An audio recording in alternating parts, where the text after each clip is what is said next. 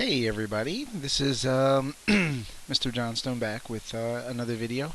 This time we're going to be doing a little review as we prepare for that AP exam. And what we're going to be doing is we're going to be doing a review of the second derivative test.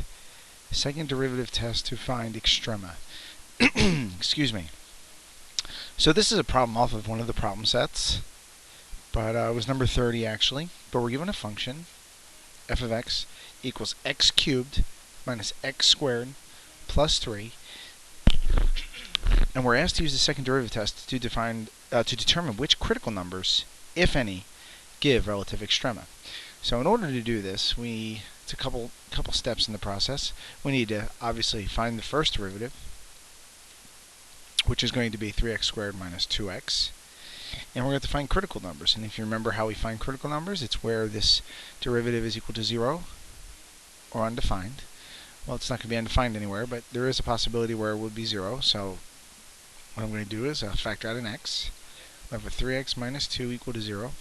So we have two critical numbers. We have x equals 0, and we have 3x minus 2 equal to 0, which is going to result in a critical number of 2/3.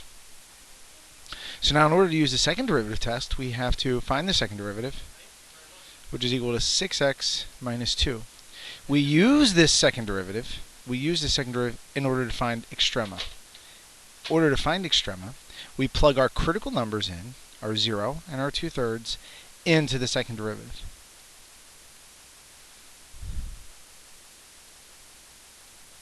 And when we do that, if we get a value that is less than 0, when we plug our critical number into the second derivative, we know that it's concave down and therefore a maximum. So in this case, when we plug it in, we get -2, which is less than 0, which means that the function f is going to be concave down at 0, and therefore this is going to be a max at x equals 0. In this example, or the next critical number, 2/3, when we plug it in, we're going to find out that f of 2/3, the second derivative, we get 6 times 2/3 is what? 4. 4 minus 2 is 2, which is greater than 0, which means at that point, at that x value, it's going to be concave up.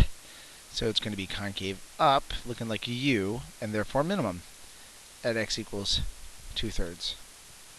So that's how we use the second derivative test. Find the first derivative, find the critical numbers, substitute those critical numbers into the second derivative, and based on the sign of that value, when we plug the critical number into the second derivative, we'll determine whether it's a relative minimum, or relative maximum at those locations. Okay? So, good question. What happens if we get a 0? We plug in our critical number and our result is not positive nor negative, but it's 0. What do we do?